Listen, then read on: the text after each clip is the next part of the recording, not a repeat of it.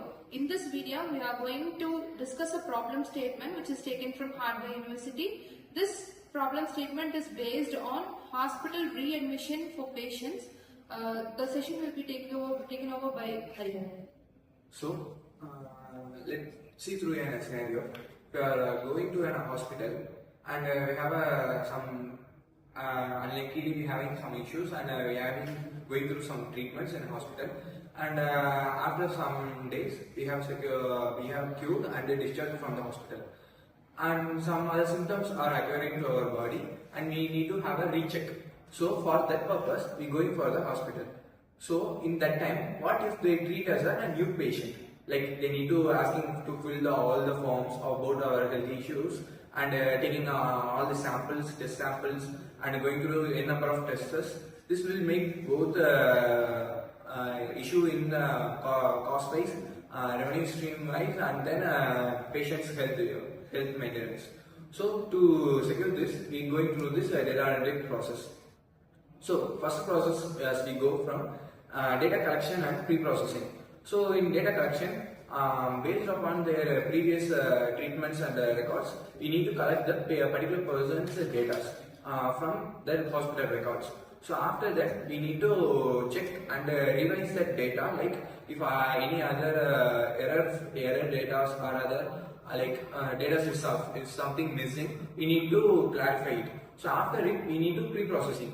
We need to process like if the data is, we need to analyze and give an overall outcome as the patient was discharged at this time, and his next treatment should be on this date, on this period. They need to mention it, and then also they need to analyze how severe he was affected by this disease and how the treatment was go, and then how he was treated and issues will be occur in future. This all need to first be processed. Then will be moved by the addition. Okay, so now as we have collected the data, the next step, as said by you, means we have to clean the data. What does we mean by cleaning the data? It means that many data will be errored like empty or null values. So what we have to do is replace that null values with some of the values that will be a realistic value. And also after that, we have to get an exploratory review. It helps in the way like once we have collected the data, before we are switching into the model, we ourselves will get an idea about what the data it is. So we manually test the data and see the data to get an insight about what was going on, when was the patient last admitted, and when was he released. So as to this helps like if he was released a few days before, a few weeks before, then we don't have to take a test or a sample again and again. So it will save a lot of time and also lot many costs. So we can implement this, and after this data cleaning, we will proceed further. Okay, myself Ashwin, I am going to talk about model development and evaluation. While talking about model development and evaluation in predicting hospital readmission process, this means creating computer programs that can help doctors know which patients might come back to the hospital after a patient being sent to the home. For easily understanding this concept, I am going to say an example. The person first gets a lot of information about the patients. In this, the person means the doctor. The doctor gets a lot of information about the patients, like their age, health problems, treatments, and how long they have stayed in the hospital. They further use this information to teach the computer program to recognize patterns. While going up, the computer programs are called as machine learning models. Look at these patterns and try to guess who might need to come back to the hospital soon. Next, I tell about the implementation of interventions and insights.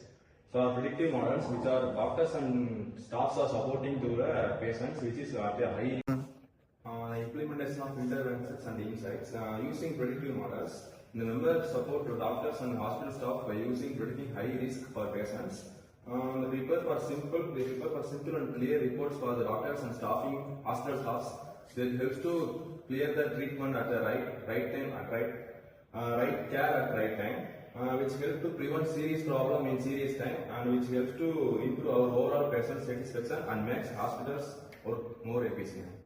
Okay, Coming to my part coming after the development of the model, we need to report and monitor the model, and also we need to check continuous improvement in model.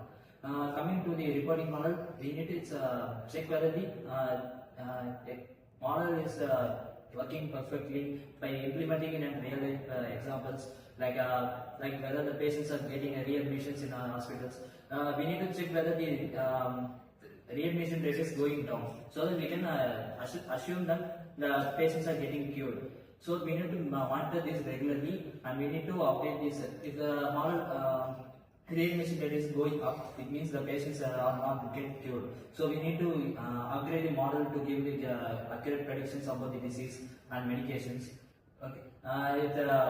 We need to also, if the readmission rates is going down, means the patients are getting cured, and moreover new patients will come, new disease will come, new medications also developed. So it model need to be trained with the new data again and again to get the accurate results in patient.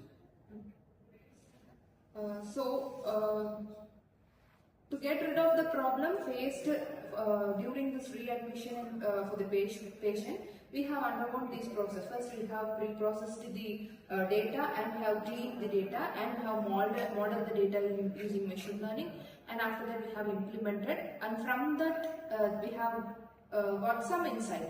Based on that insight, we have to train or treat the patient accordingly. Okay, by doing this process, we can reduce the readmission time or cost during the readmission of patient. Okay, hope you all understood the concept. Okay, thank you. Thank you.